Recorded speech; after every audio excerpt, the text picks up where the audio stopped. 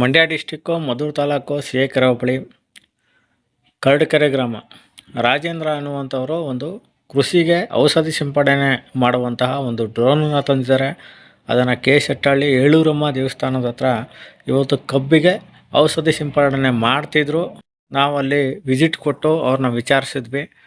ಮತ್ತು ನಮ್ಮ ಕೋರಿಕೆ ಮೇರೆಗೆ ಮತ್ತೊಂದು ಸಲ ಅವ್ರದ್ದು ಕೆಲಸ ಮುಗ್ದಿದ್ರು ಡ್ರೋನನ್ನು ಮತ್ತು ಸ್ಯಾಂಪಲ್ ಆರಿಸಿ ನಮಗೆ ತೋರಿಸ್ಕೊಟ್ರು. ಆಗ ನಾನು ಕೇಳಿದೆ, ಎಷ್ಟು ಇದು ಡ್ರೋನ್ ಕಾಸ್ಟ್ ಅಂತ. 5.5 ಲಕ್ಷ ಅಂತ ಹೇಳಿದ್ದಾರೆ. ಮತ್ತು ಯಾವ ಬಾಡಿಗೆ ನಿಗದಿಪಡಿಸ್ತೀರಾ ಇದಕ್ಕೆ ಅಂತ ಕೇಳಿದೆ. ಆ ಬಾಡಿಗೆ ಒಂದು ಟ್ಯಾಂಕ್ ಅಂತ ಹೇಳಿದ್ರು. ಒಂದು ಟ್ಯಾಂಕ್ ಅಂದರೆ 11 ಲೀಟ್ರ್ ಹಿಡಿಯುತ್ತಂತೆ. ಕಬ್ಬಿಗಾದರೆ 2 ಟ್ಯಾಂಕ್ ಬೇಕಂತೆ 1 ಎಕರೆಗೆ. 800 ರೂಪಾಯಿ ಕಾಸ್ಟ್ ಮಾಡ್ತಾರೆ. ಒಂದು ಟ್ಯಾಂಕ್ಗೆ 400 ರೂಪಾಯಿ, ಇನ್ನೊಂದು ಟ್ಯಾಂಕ್ 2 ಟ್ಯಾಂಕ್ಗೆ 800 ರೂಪಾಯಿ ಕಾಸ್ಟ್ ಮಾಡ್ತಾರೆ.